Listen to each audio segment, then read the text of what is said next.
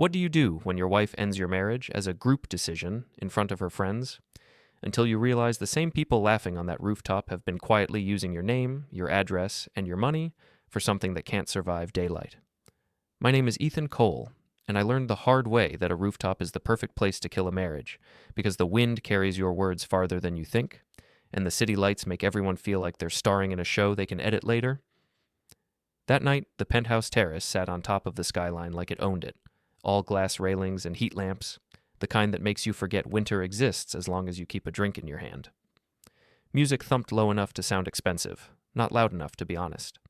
People leaned into each other in tight circles, smiling with their teeth, checking reflections in phone screens, choosing angles like it was a second language. A server slid through the crowd with a tray of champagne flutes, and the bubbles caught the light like tiny, harmless fireworks. Leona loved places like this. She loved the feeling that you could stand above everyone else and call it progress. I used to think it was confidence. Over time, I realized it was hunger, the kind that isn't satisfied by affection or stability, only by applause. I was there because she insisted, because she said it would be good for us, because she said her friends had been asking why I never came around, and because her tone made it sound like a performance review I couldn't skip. Leona had been using that voice more lately, the one that turned our life into a brand and my presence into a prop. I wore the jacket she liked because it photographed well, dark and clean and boring in the way that makes other people feel safe. I kept my phone in my pocket and my eyes open, which is a habit you don't lose once you build it for a living. People hear what I do and imagine a man hunched over screens in a dark room, tracking shadows, chasing villains like a movie. The truth is less dramatic and more useful. I find patterns. I follow friction. I listen to what people say when they think nobody is paying attention, and I take notes, even when I'm not holding a pen. I've spent years helping clients untangle the mess left behind by identity thieves, scammers, and the kind of quiet betrayals that come wrapped in plausible excuses. Most people think a lie is a single moment. I've learned it's a lifestyle. Leona's circle was a lifestyle. They were curated and polished and loud about it, all matching tones and coordinated laughter. They called each other babe, the way a politician calls you my friend. They posed with the city behind them, pretending the skyline was a trophy, and every few minutes someone would lift a phone and say something about content. Their faces would shift instantly, a synchronized softness, like a switch flipped. It wasn't just vanity, it was practice. I watched them the way I watch any group that moves in unison, not because I suspected crime, but because I suspected intention. You learn to respect intention. Intention is the difference between an accident and a plan. Brielle Knox was the axis of that plan, even before I knew her name. She wasn't the prettiest or the loudest, but she had gravity. Everyone angled toward her without admitting it, like she controlled the temperature of the room. She wore a white blazer over something darker, and the contrast made her look sharp enough to cut. She didn't laugh as much as the others. She smiled when someone else landed a joke, then looked at their phone as if to confirm it had been recorded. When Leona introduced us, Brielle's handshake lingered a second too long, her eyes on mine like she was taking measurements.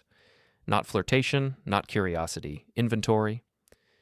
She asked what I did, and Leona answered for me, calling it security, like it was a designer label.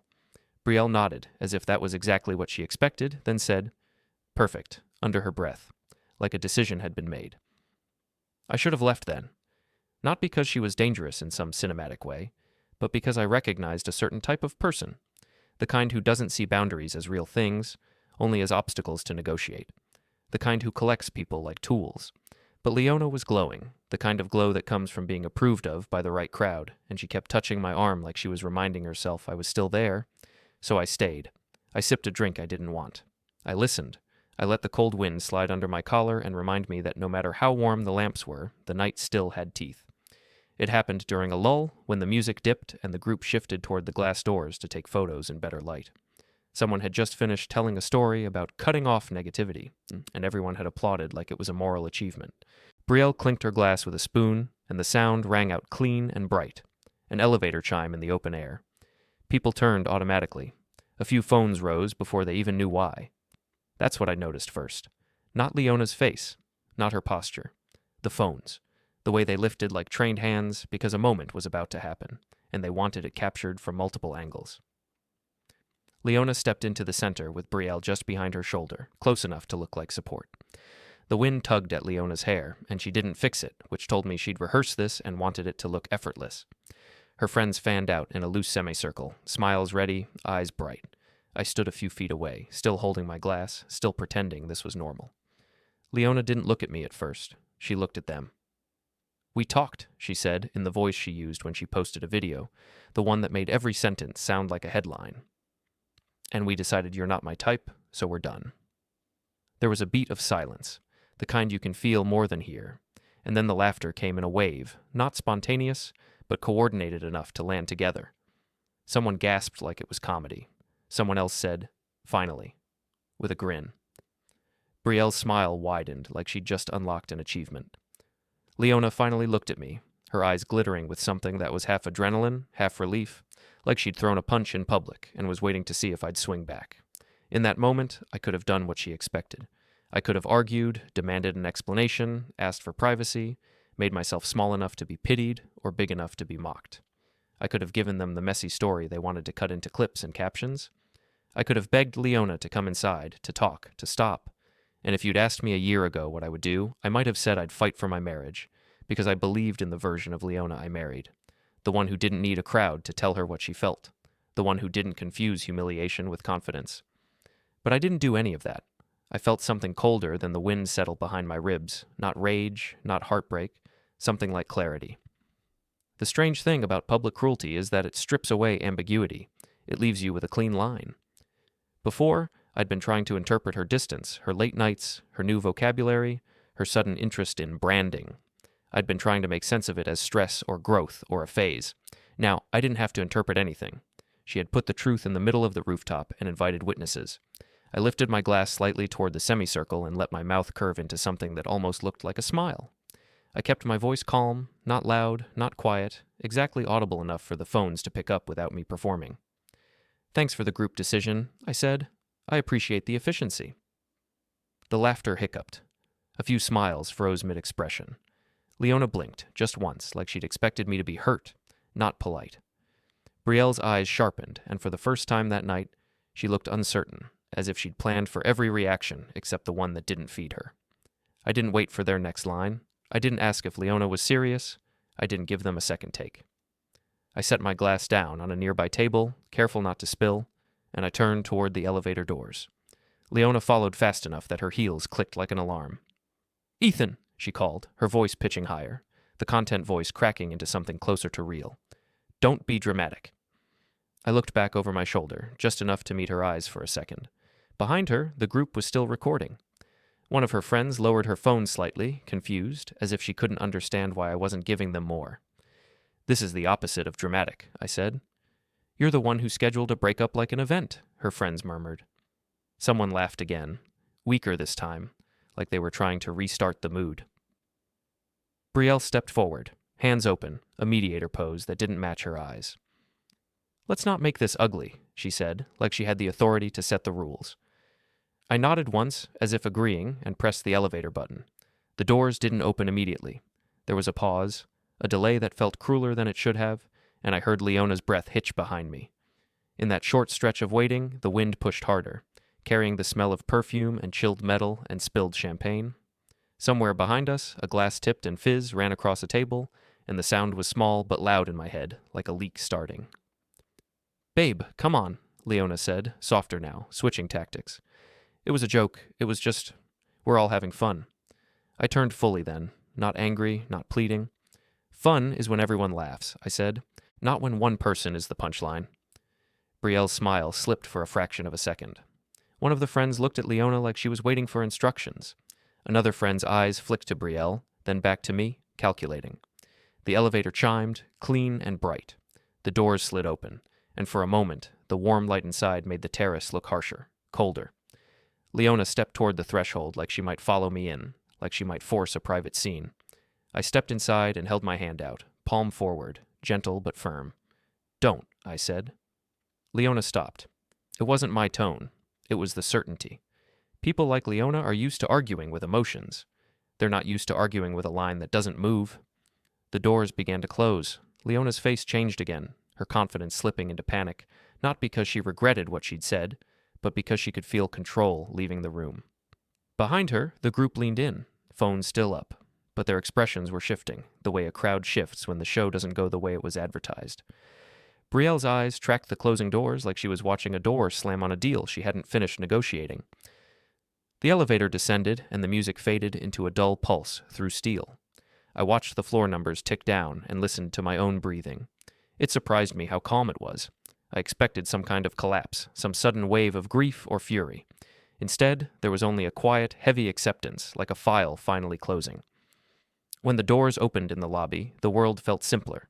There were no phones pointed at me, no semicircle of smiles, just marble floors and a security desk and a man in a suit pretending he hadn't heard anything. Outside, the cold hit hard. The city smelled like wet pavement and car exhaust. My breath came out in pale clouds, and the streetlights made them glow. I walked without checking behind me because I knew what I would see if I did. Leona would be on the terrace, turning her panic into anger, her anger into a story, her story into content. Brielle would be directing it, framing it, squeezing it for leverage. The friends would be choosing sides based on which side looked more profitable. I got into my car and sat there for a full minute without starting it. My hands rested on the steering wheel, and I stared at the dashboard like it was a blank screen waiting for an input. In the silence, I pulled out my phone, not to text Leona, not to call anyone. I opened my notes app and typed the only thing that mattered right then: date, time, location, names I could remember, exact words as close as possible in quotation marks, a habit, a discipline, a way of respecting reality. I drove home and the apartment felt too quiet. Leona's things were everywhere in small, intentional ways. A throw blanket arranged like a photo, candles lined up like props, a ring light folded near the desk. I didn't touch any of it. I sat at the kitchen table, drank water, and kept my phone face down as if it might bite. Somewhere after midnight, my body finally remembered it was human, and exhaustion settled in like fog. I went to bed without messaging her, without checking social media, without giving her any more of me to shape. Sleep came in fragments. Cold wind, champagne bubbles, the elevator chime, the way her friends lifted their phones before she spoke, the way Brielle said "perfect" like a decision. At dawn, I woke to pale light and the hum of the city, and for a few seconds I forgot what happened, the way you forget a nightmare until you roll over and find it waiting. Then the memory snapped back into place, sharp and clean. I reached for my phone, still half asleep, and the screen lit with a notification that didn't belong to my morning routine. A charge alert. Merchant name I didn't recognize. Amount just big enough to matter. Timestamp from the middle of the night. And underneath it, a second alert appeared, then a third, like someone had been busy while I was trying to breathe. I sat up in bed with the phone glowing in my hand, and for a few seconds I tried to convince myself it was nothing, that it was one of those harmless subscription renewals you forget about until it pings you at a bad time. But the merchant name wasn't familiar, and the amount wasn't small enough to ignore. It was the kind of number that lives in the gap between mistake and choice. Then the second alert hit, then the third. The timestamps were clustered like footsteps, spaced out just enough to feel deliberate. I swung my legs over the side of the bed and stood there in the cold, listening to the quiet of the apartment, the kind of quiet that feels fake when something inside your life has started moving without you. I walked into the kitchen and turned on the light, and the sudden brightness made me blink as if I'd been caught doing something wrong, which is what it feels like when your own money starts behaving like it belongs to someone else. I set the phone on the table, opened the banking app, and watched the list load, the spinning icon like a dare. 3 charges, same general category, different merchants, all labeled in the vague language that hides more than it reveals. The first said something about media services. The second looked like consulting. The third was a platform fee. None of them were anything I would buy at 2 a.m. None of them were anything I would buy for myself at all. My heart didn't race so much as tighten, a slow pressure building behind my ribs, because my mind was already doing what it always does when there's a pattern, searching backward. How long? How often? How many times did this happen while I was pretending the rooftop was the problem? I tapped into the account history and scrolled, and my thumb slowed as I found the earlier versions of the same thing. Small charges that looked like trials, then larger ones once whoever was doing it got comfortable. The same merchant names showing up again and again like a signature, and the dates lining up with nights Leona said she was out with the girls, nights she came home smelling like other people's perfume and heat lamps and expensive air. I didn't feel betrayal in that moment the way movies sell it, as a dramatic emotional collapse. I felt the cold, clean sensation of realizing you've been treated as infrastructure, like a utility that keeps running even if nobody respects it. On the counter, a bowl of fruit sat, arranged like something Leona would photograph, and beside it, her ring light leaned against the wall like a folded weapon. I stared at it for a second and understood something that should have been obvious sooner. Leona didn't just live in our home, she used it. The apartment wasn't a refuge for her, it was a stage, and stages don't belong to the actors, they belong to the people running the show. I did what I always do, I got boring on purpose. I opened a blank note and started a ledger. Date, time, merchant, amount, category, label. I copied the exact strings the bank displayed because exact strings are harder to argue with later. I didn't write Leona stole from me. I didn't write Brielle planned this. I wrote only what I could prove. 3 charges, clustered, unfamiliar, and recent. Then I went back through the last 60 days and flagged anything in the same orbit, anything that looked like the earlier trial version of the same pattern. There were more than I wanted to find. Not thousands, not the kind of figure you'd call the police over immediately, but enough that the total began to form its own weight. Each line in the ledger was a small, humiliating confirmation that while I was trying to understand my marriage, someone had been understanding my accounts. I scrolled until my eyes started to blur. Then I stopped, because there's a point where too much information too fast turns into noise, and noise is what people like Brielle rely on. Confusion keeps you emotional, emotion makes you sloppy. Sloppy makes your story easy to twist. I stood and poured myself water, forcing the simple act to slow my breathing. The glass was cold in my hand. Outside, the early morning sky was a pale gray, and the city sounded half awake, distant traffic like a steady pulse. I stared out the window and let the anger rise just enough to be useful. Not rage, not revenge, focus. Then I did the first practical thing anyone should do when the ground shifts under their finances. I checked the access points, I opened the app settings, reviewed linked devices, recent logins, saved payment methods.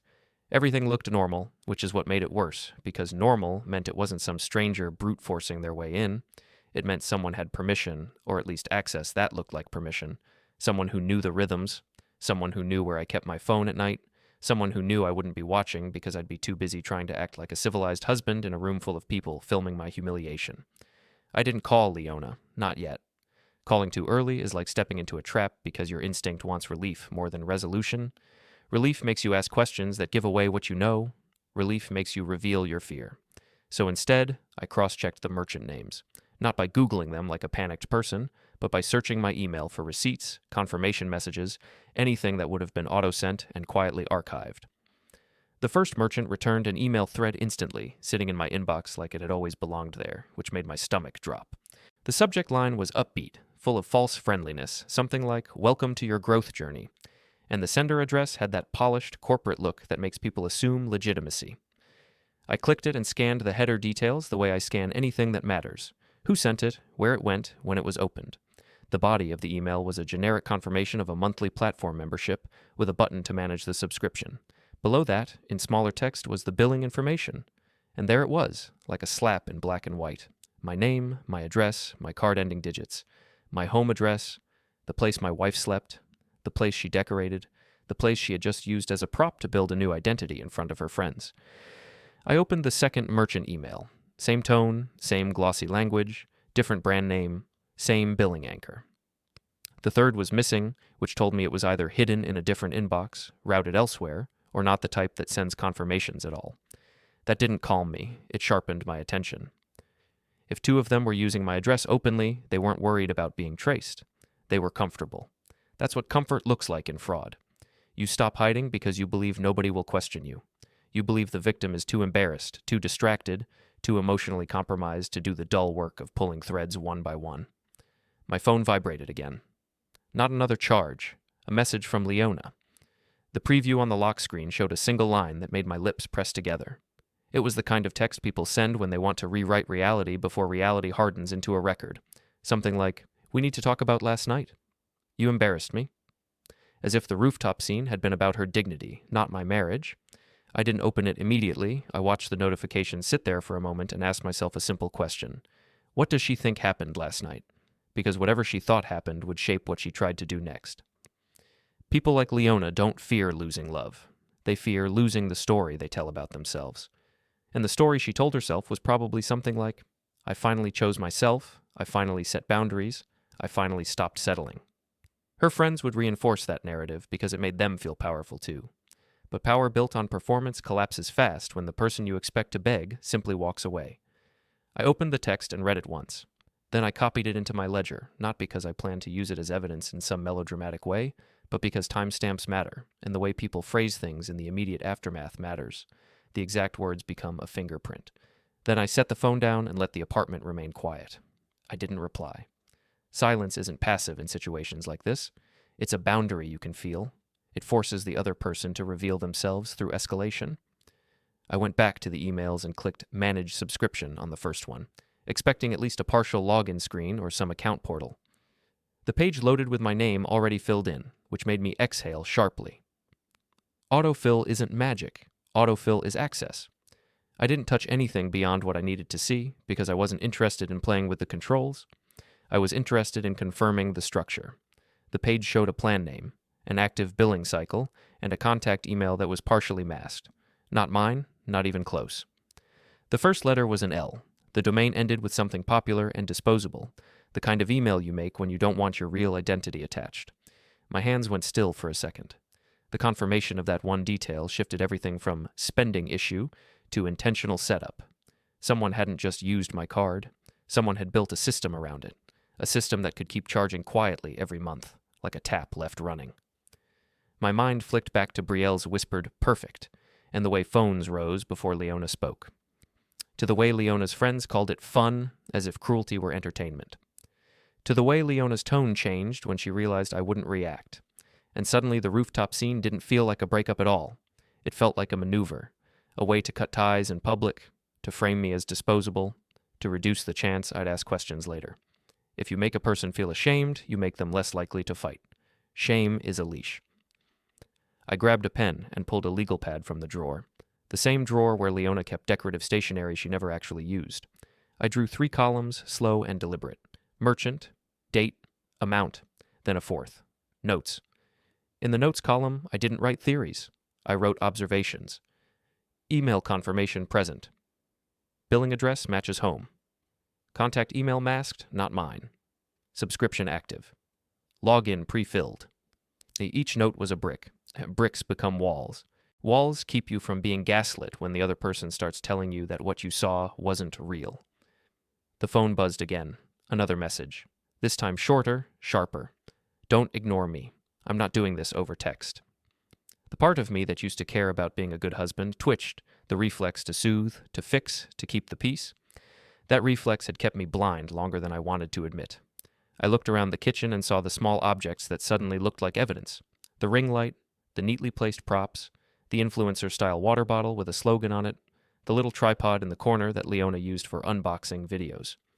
Our home was full of tools for turning life into content. And if life was content, then people were content too, which meant I had been content. I didn't ignore the texts out of spite. I ignored them because a conversation with Leona right then would not be a conversation. It would be a negotiation for narrative control. She would cry, or she would attack, or she would accuse me of paranoia, and my attention would get pulled away from the one thing that mattered, stopping the bleeding and understanding who else was involved. So I did the second practical thing. I checked our shared accounts and the joint payment methods. I didn't freeze anything yet. Freezing without preparation can trigger a reaction that makes people hide faster. I needed to see the full scope before I touched the switches. I reviewed transfers, withdrawals, and the recent changes section that most people never open. Nothing jumped out as a dramatic drain. That was almost worse, because it suggested whoever set this up wasn't sloppy. They weren't trying to empty the house in one night.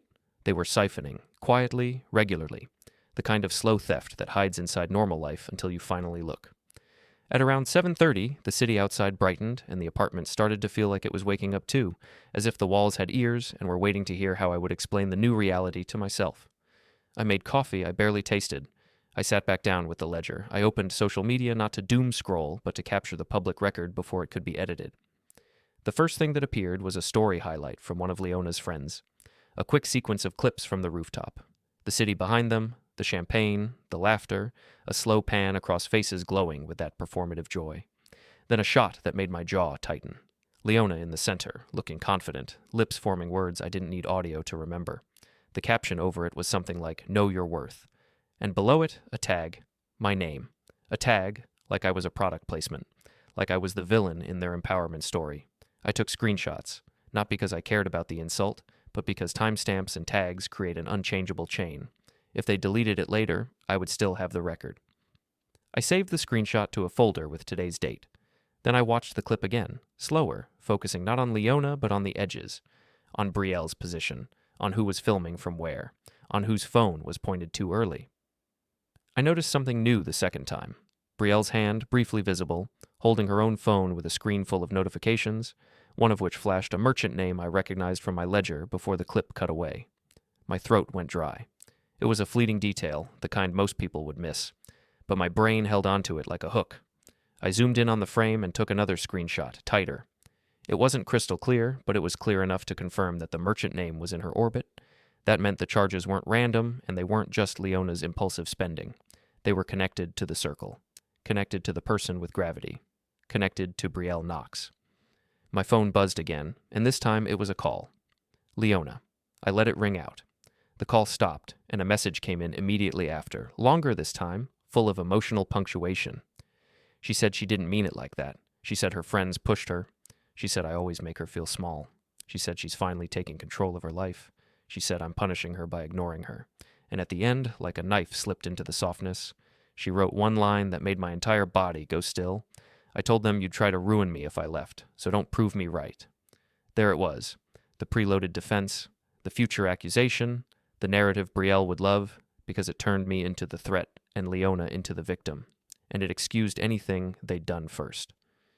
I stared at that sentence until the words stopped looking like language and started looking like what they really were, a warning, not to me, to herself.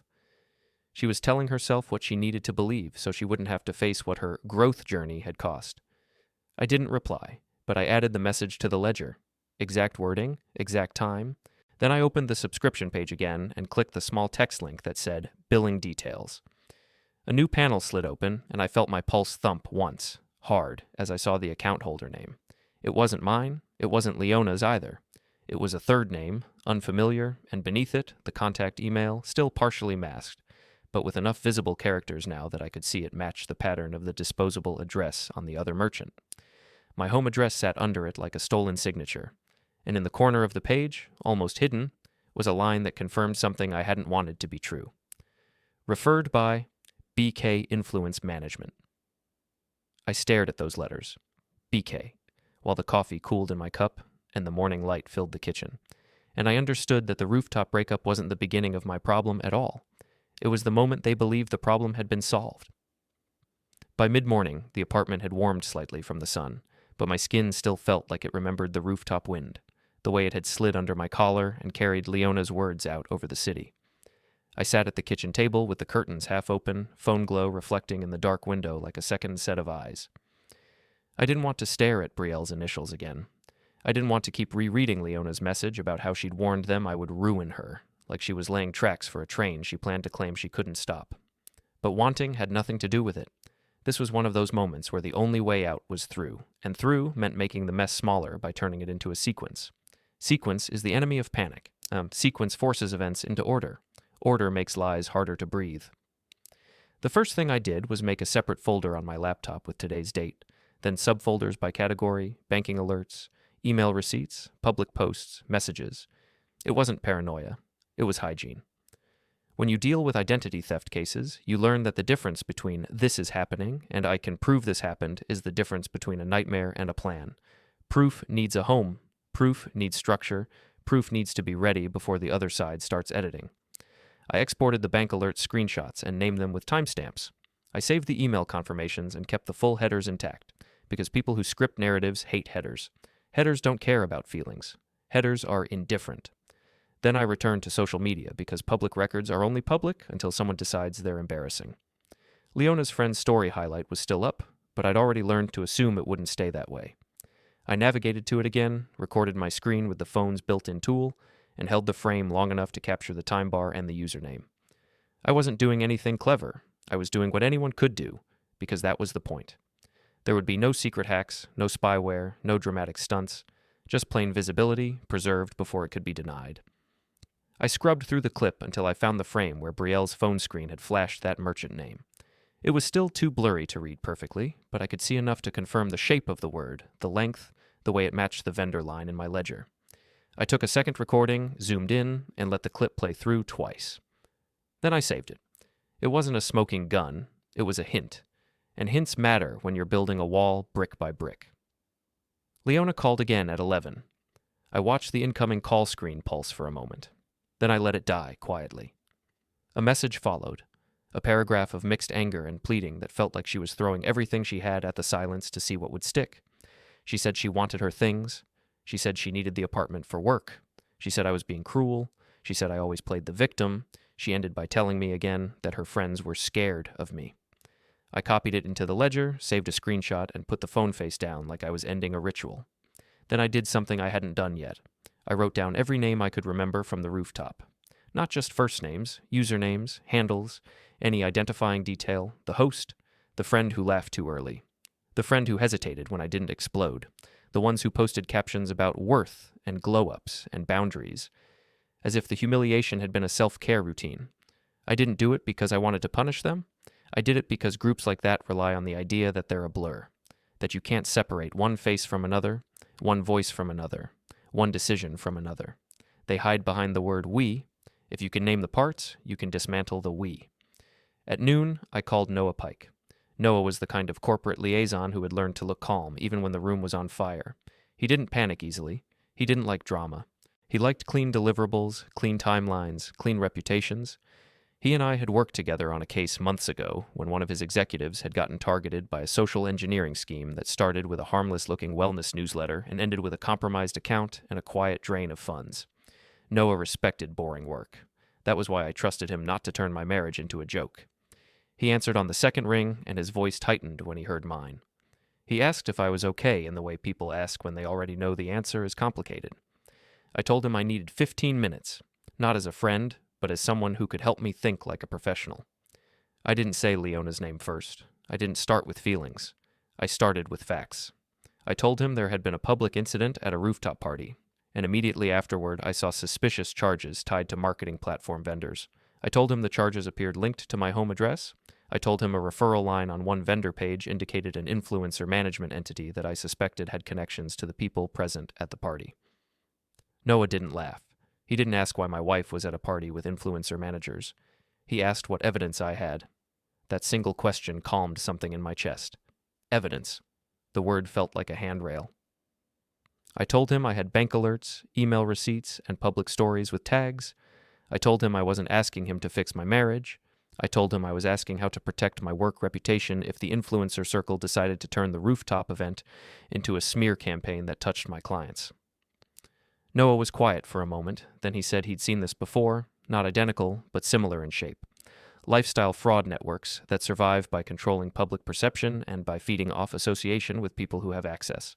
He told me to stay boring. He told me to keep everything documented. He told me that in corporate spaces, people don't respond to emotional arguments. They respond to clear packets. What happened, when it happened, how it touches risk. He asked me if I had told Leona I was gathering anything. I said no. He let out a small breath, like that was the first good news he'd heard all day. Then he told me something else I already knew but needed to hear from someone outside my own head. When people start preemptively calling you dangerous, it's because they're preparing to justify whatever they're about to do next. That line sat in my mind like a warning label. After the call, I didn't feel better. I felt steadier. There's a difference. Better implies the pain is gone. Steadier implies the pain is contained. I ate something small, standing at the counter, because sitting down felt like giving the day too much comfort. My eyes kept drifting to the ring light in the corner, folded and waiting. I imagined Leona using it the night before, perhaps even from inside our home, practicing her content voice, rehearsing her lines, sending drafts to Brielle for approval. The idea made my stomach tighten, but I didn't indulge it. I couldn't prove it, so it didn't belong in the ledger. The ledger was sacred. The ledger had rules. At 2 o'clock, I opened my calendar and looked back at the past month, because patterns don't live only in bank statements. They live in schedules. They live in the days someone becomes unavailable, the nights someone starts building distance, the hours someone claims they're working but can't explain on what. Leona had started attending something she called coaching circles on Wednesdays. She'd started leaving earlier on Fridays for collabs. She'd started taking phone calls in the bathroom with the fan on. At the time, I'd told myself it was her chasing ambition. Now, it looked like she'd been chasing instructions. I didn't have access to her private calendar, and I didn't want it. But I did have my own, and my own showed when I wasn't home. It showed the windows where someone could set up subscriptions, create accounts, route confirmations to disposable emails, and use our address as the billing anchor. I created a simple overlay sheet, my calendar events on one side, the suspicious charges on the other. The alignment wasn't perfect, because real life rarely is, but it was suggestive enough to tighten the pattern. Charges tended to appear when I was occupied, when I was traveling for work meetings, when I was in long calls with clients, when I wasn't paying attention to the small movements of domestic life. That's how theft survives. It doesn't need you gone forever. It just needs you gone long enough. Then I did something that felt almost insulting in its simplicity. I walked through my own home as if I were a stranger seeing it for the first time. I didn't open drawers. I didn't snoop. I didn't touch Leona's devices. I just looked. I noticed where her tripod sat. I noticed the corner of the living room where she always filmed because the background looked clean. I noticed a stack of shipping boxes by the closet, labeled with trendy brand names and return addresses. I noticed a folder on the desk titled Contracts, left open enough that the word itself looked like a taunt. I didn't read it. I didn't need to. I photographed the folder sitting in the open because the existence of the prop mattered more than what it contained. It showed the tone of the house, the intention, the kind of life Leona was building without me, in front of me. The day stretched. Every hour or so, Leona sent a new message, and each one shifted shape. First anger, then pleading, then accusation, then nostalgia. She mentioned the early years. She mentioned trips. She mentioned how I used to look at her like she mattered. She said she felt invisible. Then she said she couldn't believe I'd abandoned her. None of it acknowledged the rooftop or the group decision or the subscription network. It was as if those things had never happened, as if the only real event was my refusal to engage. I recognize the tactic. If you can force the other person into a conversation where they defend their emotions, you can avoid explaining your actions. You can make the debate about tone instead of fact. Tone is a swamp. Fact is a road. At 4:30, I received a notification that one of the rooftop stories had been deleted. I saw it because I tried to open it again from my saved links, and the platform returned a simple error page. Gone. If I hadn't saved it earlier, it would have vanished like it had never existed. That deletion wasn't just housekeeping. It was a signal. Someone had realized the public record could become a liability, that someone wasn't Leona, not alone. Leona deleted things when she felt embarrassed. Brielle deleted things when she felt threatened. I forwarded the saved recording file to a secure backup folder. Then I wrote a short note to myself. Story deleted at 16:31. It didn't mean anything by itself. It meant everything when placed next to the fact that the subscription page had shown Brielle's management entity as a referral. It meant everything when placed next to Leona's preemptive text about her friends being scared of me. It meant everything because it proved this wasn't a single breakup moment. It was a coordinated narrative, and the narrative was already being revised. At 5, Noah texted me a single line. Keep your work world clean. Don't let them drag you into public back and forth. If anything hits your professional name, capture it and route it through the right channels. I read it twice, then set the phone down. I felt the weight of the word if anything hits your professional name. Not when, but Noah was too experienced to pretend it wouldn't happen. He just didn't want to speak it into existence. At 6, I stepped outside for the first time all day. I walked around the block without a destination, letting cold air clear the stale tension from my lungs. The city was moving like it always did. People in coats, headlights smearing across wet streets, the ordinary life of strangers. I wondered how many of them were walking with private disasters tucked behind their ribs. How many of them had someone at home using their address for a lie. How many of them had been publicly humiliated and then told they were dramatic for leaving. When I came back inside, my phone had 12 notifications. Most were Leona. 2 were from unknown numbers, likely friends from her circle, trying to bait me into replying. 1 was a direct message request from an account I didn't recognize with a profile picture of a woman in a white blazer against a skyline. Brielle. The message preview was short and sweet, like a knife disguised as a compliment. It said she wanted to clear the air and keep things respectful. I didn't open it. I took a screenshot of the request and saved it to the folder. Then I blocked the account. Not because I feared her words, because I feared giving her my attention. Attention is currency. Brielle ran on currency. At 8, I made a decision. Not a dramatic one, just a boundary. I wrote Leona one message, a single line, without emotion. I will communicate in writing only. For anything related to the apartment or finances, send it to my email. That was it. No accusations, no debate, no explanation. I sent it and immediately copied it into the ledger, because boundaries without records turn into, he never said that, later. For 20 minutes, there was silence. Then the responses came like a flood. Leona wrote that I was cold. She wrote that I was punishing her. She wrote that I was proving her friends right. She wrote that she would expose what I was really like. She wrote that she had screenshots of me threatening her, which was a lie so obvious it almost made me laugh, because I hadn't threatened her at all. She wrote that she would tell everyone the truth. The truth, in her vocabulary, meant the story that protected her image. I saved each message. I didn't reply. At 9:15, my phone buzzed with a notification from a platform I rarely used for anything personal. A new post tagged my name. The account that posted it belonged to one of Leona's friends, the loud one, the one who'd laughed too early at the rooftop. The caption was already formatted like a verdict, short lines, spaced for impact, the kind of thing that looks like courage when it's really just marketing. It claimed I was controlling. It claimed I monitored Leona. It claimed she escaped. It claimed I was vindictive. And tucked into the middle of the post was a phrase that made my stomach drop. Because it wasn't generic, and it wasn't guessed. It was precise. It was a private phrase Leona and I had used in our home months earlier, during a conversation about her coaching circles. A phrase that had never been posted anywhere, a phrase I had only spoken to Leona in a quiet room with the bathroom fan humming. I stared at the screen until the words blurred, and the apartment suddenly felt smaller, like the walls had shifted inward. This wasn't gossip anymore. This wasn't friends venting. This was extraction. Someone had taken a private detail and weaponized it publicly to make their story sound authentic. It was the first time I felt something close to panic, not because of the insult, but because of what it proved. They weren't just trying to humiliate me. They were trying to build a case against me, using my own life as material.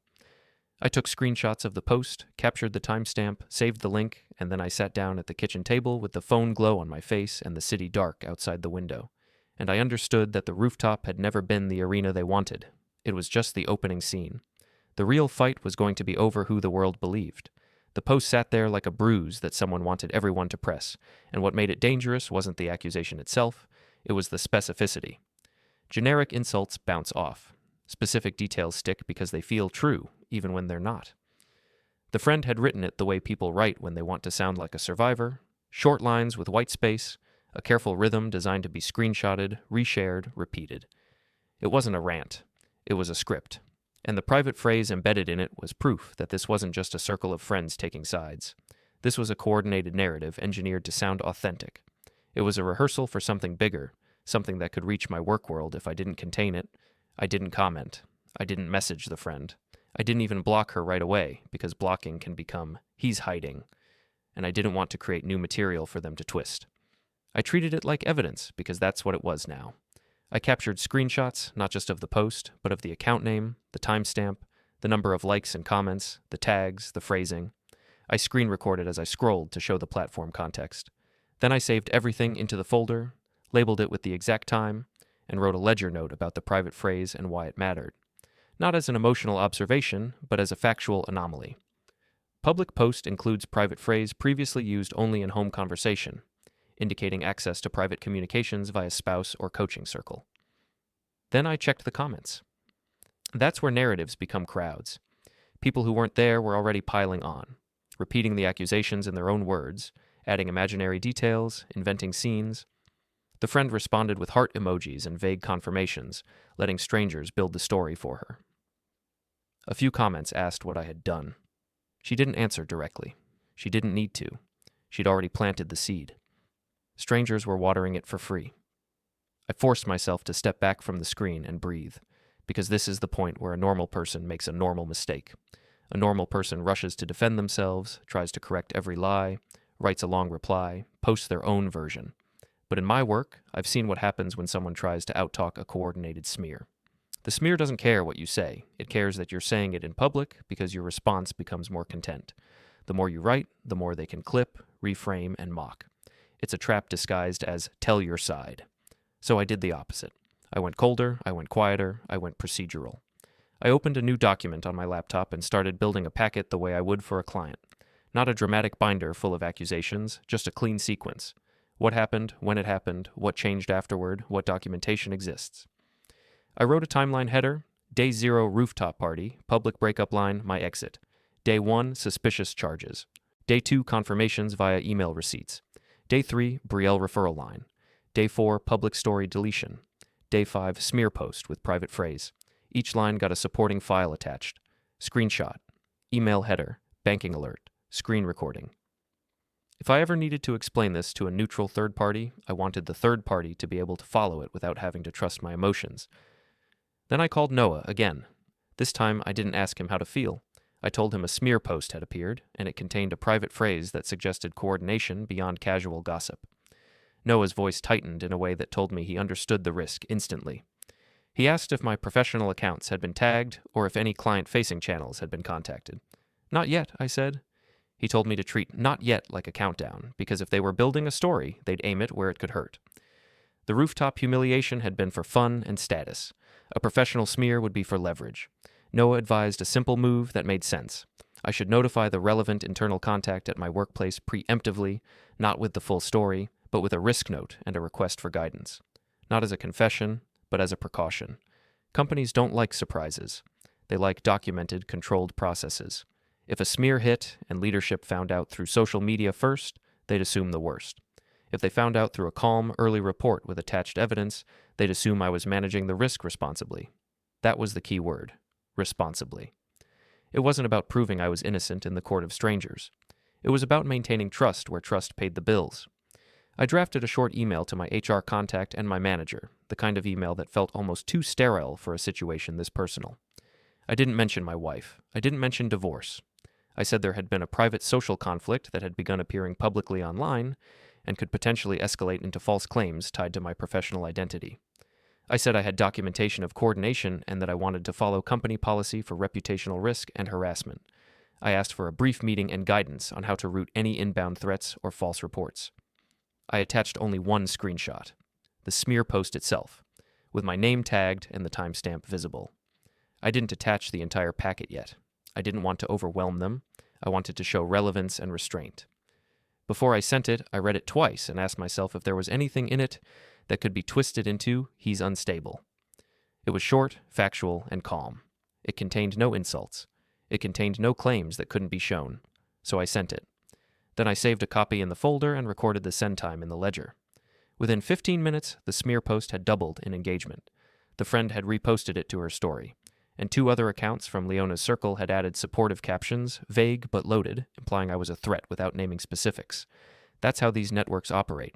They never state enough to be held accountable, but they state enough to stain you. Leona texted again, and this time the tone had shifted. Less pleading, more triumphant, like she'd regained control. She wrote that this is what happens when I treat people like data. She wrote that I would regret making enemies. She wrote that Brielle was protecting her now. I didn't reply.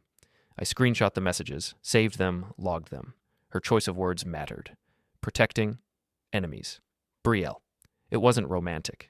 It was political. I opened the subscription page again and began canceling what I could safely cancel without tipping off the entire machine at once. I chose the smallest one first, the one that looked most like a trial. I didn't delete accounts. I didn't change passwords on anything I couldn't prove was mine. I simply canceled recurring billing on my card through the provider's own interface, the most legitimate and traceable route possible. When the cancellation confirmation appeared, I screenshot it and saved it under billing actions. Then I repeated with the second subscription. Each step created a confirmation record. Each record created a chain. If someone later claimed I stole something or hacked something, the chain would show I used official buttons and received official receipts. Then I went into my bank settings and placed a note on the account. A simple internal memo that would be visible to me and in some cases to support staff if I needed to call. Potential unauthorized recurring charges. Documentation saved. Do not approve new subscriptions without verification. It wasn't a freeze. It was a flag. A pause line. Again, boring. Again, traceable. The apartment felt different as the day went on. Not haunted, but contaminated by the knowledge that my address had been used like a costume. I looked at the front door and wondered how many forms and registrations had been tied to it. I looked at the mail slot and imagined envelopes arriving with names I didn't recognize. The thought wasn't paranoia. It was a realistic consequence of what I'd already seen. Billing anchor set to my home. If they were comfortable using my address for subscriptions, they might be comfortable using it for other registrations too, things that would be harder to unwind later if I didn't get ahead of it. So I wrote another list. Address audit. I didn't know yet how deep it went, but I knew the direction. Around late afternoon, I received a reply from HR. Short, professional. They offered a meeting slot for the next day and asked me to bring any relevant documentation. The email was neutral, but the existence of it mattered. It meant my early report had worked. It meant the company would not be blindsided. It meant if a false claim arrived, it would be routed into an existing case file instead of erupting as gossip. I saved the HR reply in the folder and logged the time. Then I did something that felt strangely like grief. I opened a photo from our wedding, just to see if I still felt anything soft. Leona's face in the picture was bright and open. She wasn't performing for a crowd. She was looking at me. I held the image for a moment and tried to match it to the woman who had ended our marriage as a rooftop group activity. The mismatch hurt, not because I wanted her back, but because it confirmed that the version I'd been clinging to was already gone long before the terrace. The sun dipped, and the city outside turned gold, then gray. My phone kept lighting up with notifications as the smear spread. A few strangers sent direct messages, some supportive, some hostile. One message stood out because it was clearly not a stranger. It came from an account with no photo, no posts, and a username that looked randomly generated. The message was a single sentence that felt like a test. Drop it, or we'll drop the rest. My throat tightened. Not because of fear, but because of the clarity of intent. That wasn't Leona's voice. Leona's threats were emotional, messy, full of blame. This was clean, strategic. The kind of threat that assumes it has leverage. The kind of threat Brielle would send through a burner account so she could deny it later. I didn't respond. I took a screenshot, saved it, and added it to the packet under threatening communications. Then I wrote a ledger note. Received coercive message via burner account, no engagement, preserved record. The message itself didn't prove who sent it, but it proved the pattern. Escalation, intimidation, silence tested. As the evening closed in, I sat at the kitchen table and printed the first 3 pages of the packet. The rooftop timeline line, the bank alert summary, and the smear post screenshots. Paper changes the psychology of a situation. Screens feel temporary, paper feels official. When you lay paper down in front of someone, they stop treating your problem like gossip and start treating it like risk. Leona arrived outside the apartment around 9, not in person, but through another message that said she was downstairs and wanted to come up to talk like adults. I didn't let her in. I didn't even go to the door. I responded with one line, the same line as before, copied and pasted, communicate in writing only. Then I put my phone down and waited, because waiting is a form of control when the other person is trying to drag you into a scene. A minute later, she sent another text. She said she'd tell everyone I locked her out. She said she'd call the building and claim I was unsafe. She said Brielle was with her. That last detail was the real message. Not that she wanted to talk, that she wanted witnesses, that she wanted a conflict on camera, that she wanted me framed as the villain in a hallway. I stayed seated. I watched the city lights outside my window, steady and indifferent. In my work, the most dangerous moment is when you can feel someone trying to pull you into their arena, because arenas are where scripts win. Evidence wins somewhere else. I didn't open the door. I didn't give them the hallway scene. I kept building the packet line by line while whatever was happening downstairs failed to become content. And in the quiet, I realized something that made my hands steady. Their panic wasn't because they'd lost me. Their panic was because they hadn't predicted I would refuse to play. The next morning started with a strange kind of calm, the kind that shows up when your brain decides panic is a waste of fuel. The smear post was still up, but the comments had shifted. Overnight, someone had tried to polish it to make it sound less like an accusation and more like a public service announcement. The friend had added a line about healing, and another friend had written a comment about safety. It was a familiar move. When the first version is too aggressive, you soften the edges so it looks credible. But the private phrase was still there, buried in the middle like a signature they couldn't erase without admitting it mattered. I didn't stare at it long. I already had what I needed. I checked my folder, confirmed my backups, printed 2 more pages for the HR meeting, and then I did something that felt almost too ordinary for the situation. I showered, dressed, and ate a quick breakfast. Routine is armor. It keeps your body from thinking it's helpless. Before I left, I checked the mailbox downstairs. Not because I expected a sudden confession letter, but because my address had been used in a system I didn't fully understand yet, and mail is where systems become physical. There was nothing unusual, just the usual flyers and a package addressed to Leona. I didn't touch it.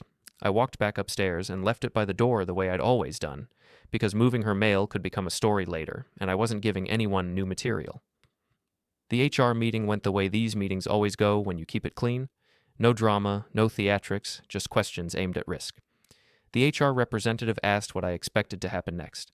I said I didn't know, but the coordination and the burner threat suggested escalation. She asked if anyone had contacted colleagues or clients. Not yet, I said, but I wanted a process ready before not yet became too late. She asked what documentation I had. I handed over the printed pages, the rooftop timeline line, the bank alert summary, the smear screenshots with timestamps and tags, and the burner message screenshot. I watched her eyes change as she scanned them.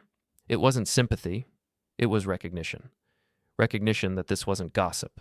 This was a potential harassment campaign. She asked one more question that mattered. Did I respond publicly? I said no. Her shoulders relaxed slightly, like that was another piece of good news. She told me to keep it that way. She told me to route any additional threats or public claims into the case file.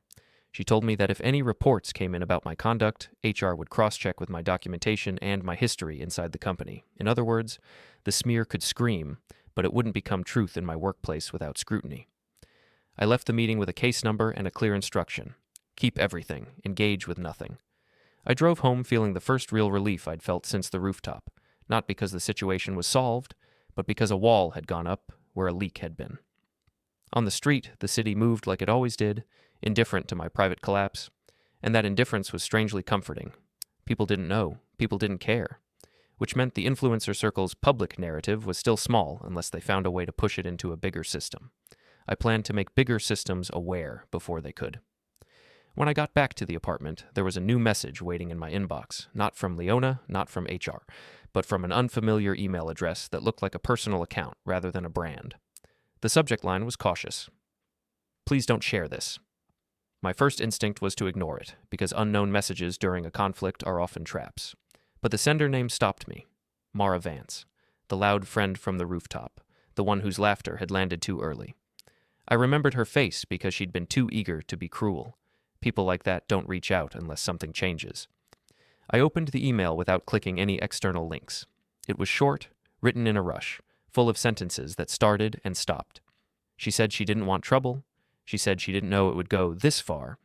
She said Brielle was furious that I wasn't reacting because the plan had depended on my reaction. That line alone was worth the entire message. Plan, depended, reaction. It confirmed what my gut had been whispering since the rooftop. The humiliation had been engineered to provoke a specific outcome. Mara said she couldn't talk on the phone. She said she couldn't be seen meeting me. She said she could meet in a public place where cameras existed, somewhere boring, somewhere nobody would notice. She suggested a cafe near a busy intersection, late afternoon, 45 minutes, and she added a final line that tightened my throat. I don't want my name tied to your address anymore. There it was. Address. The same word that had been echoing in my head since I saw my home listed as a billing anchor. Mara wasn't reaching out because she felt guilty about the rooftop. She was reaching out because something about the fraud structure touched her too, and she was scared it would stick to her if the circle imploded. I didn't reply immediately. I took a screenshot of the email, saved it into the folder, and wrote a ledger note. Inbound contact from rooftop attendee requesting discreet public meeting, mentions plan and address. Then I considered the risk. Meeting could be bait. It could be an attempt to gather my reactions and twist them. It could be a setup to provoke me into saying something that could be clipped, but I could control that risk by controlling the environment and my own behavior. Public place, no threats, no confessions, no dramatic statements, just listening and collecting what she was willing to show. So I replied with a single line. Public place only. No phone calls. Bring only what you're comfortable showing. I didn't beg. I didn't accuse. I didn't mention evidence. Then I stopped writing, because every extra word is a gift to someone who wants to interpret. The hours before the meeting crawled, filled with Leona's continued attempts to provoke me into an argument. She sent messages about how I was ruining her business. She sent messages about needing access to the apartment to film. She said the bank cancellations were abusive, which was absurd, because I hadn't touched her accounts, only recurring charges on my card. She said her friends were consulting someone about legal options. She said I should be careful because Brielle had resources. All of it was designed to make me feel small and threatened, to make me lash out. I didn't lash out. I logged. At 3:30, the smear post changed again. The friend edited a line, softened it further, and turned off comments. That was important. Turning off comments was a containment move. It meant the post had started attracting the wrong kind of attention. Maybe someone questioned the vagueness. Maybe someone asked for proof. Maybe someone recognized the merchant names. Whatever it was, the circle had decided to lock down the narrative before it mutated into something they couldn't control. I captured the edited version. Screenshots before and after. Time-stamped. Then I saved both. Revision history is its own form of confession. People don't revise truths, they revise stories. At 4:15, I walked to the cafe early and chose a table where I could see the door and where cameras were visible. Not hidden cameras, not surveillance fantasies, just the normal camera dome above the register, the kind that exists in every place now. I sat with my coffee and a notepad in my jacket pocket, and I kept my phone face down. I looked like any man waiting for someone. That was the point. Normal. Mara arrived 8 minutes late, wearing sunglasses inside until she sat down, which was its own kind of guilt. Her hands shook slightly as she set her bag on the chair beside her. She didn't order anything. She looked around twice, too fast, then leaned forward. She started with rehearsed words about being sorry, about not meaning harm, about how Leona had been in a bad place. I didn't interrupt. I let her talk until the rehearsed part ran out. Then I asked one simple question, calm and flat. Why did my address matter to you? Her face tightened. Her eyes flicked down to the table as if the wood grain might save her. Then she said Brielle had told them using one address would make things look stable, would help with paper trails, would make vendor accounts consistent. She said it was supposed to be temporary just until they scaled. She said my wife had told them it was fine because I never checked anything. That sentence hung between us like smoke. Not a confession of love, not a confession of betrayal, a confession of disrespect. They didn't hate me. They just didn't consider me real enough to worry about. I asked another question, just as calm. What were they registering? Mara's mouth opened, closed, then she reached into her bag and pulled out a folded sheet of paper. It wasn't a contract, not a dramatic dossier, just a printed invoice header and a vendor confirmation. She slid it across the table without letting go at first, as if she feared the paper would burn her. I didn't snatch it. I didn't smile. I looked at it like a clerk would. Vendor name, dates, billing address, my address, and in the top corner a line that made my stomach tighten. Campaign, conversion circle launch. She released the paper and leaned back like she'd just dropped a weapon. She said Brielle ran coaching empires and funnels and conversion circles, and the friends were the smiling faces that made it look legit. She said they used bot farm services to boost engagement, to make posts look organic, to intimidate critics through mass reporting. She said they paid for it through pooled money, and sometimes through partners, meaning husbands, boyfriends, anyone with access and credit. She said Leona was promised a brand partnership if she helped bring high-value networks into the circle. She didn't say client lists, but her eyes did. I asked one final question, the one that mattered most. Did Brielle plan the rooftop scene? Mara didn't answer with words. She nodded once, small and terrified, and that nod was louder than any confession. Then she said something that made the air feel thinner. They needed you to look unstable first. I sat there, coffee cooling, city noise washing against the windows, and I understood the shape of the trap. If I reacted, if I yelled, if I begged, if I threatened, they would clip it, frame it, and use it to justify everything they were doing with my money and my address.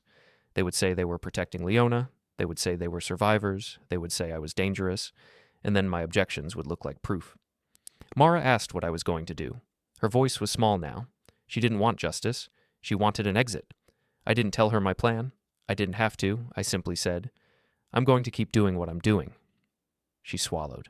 She glanced at the paper again like it was a snake. Then she said if anyone asked, she never met me. She said she'd deny everything. She said she just wanted her name away from my address. She stood up too quickly, almost knocking her chair, and left without looking back.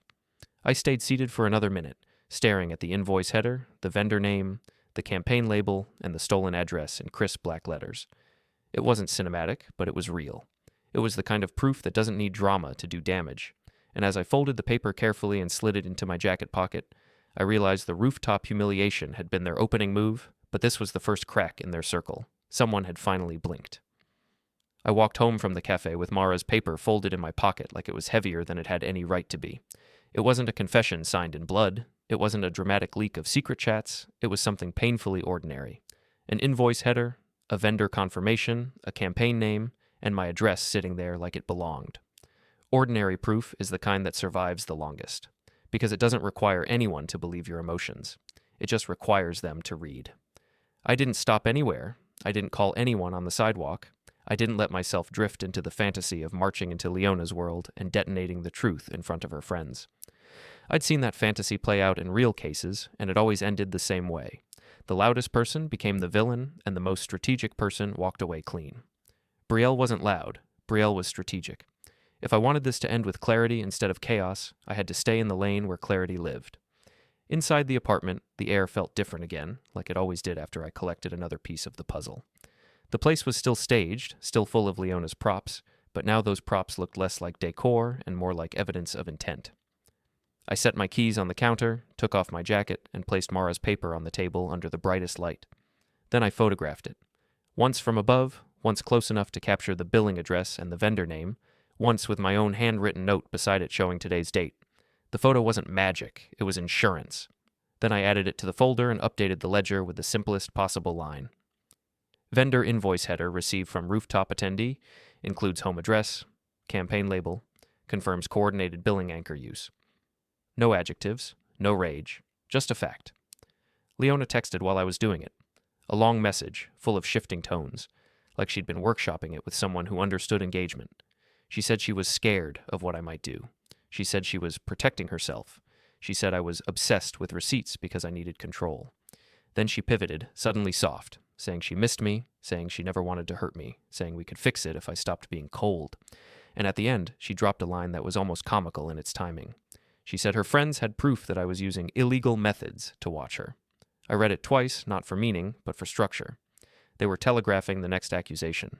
They were preparing a narrative where I became a tech stalker because it would make their fraud look like self-defense.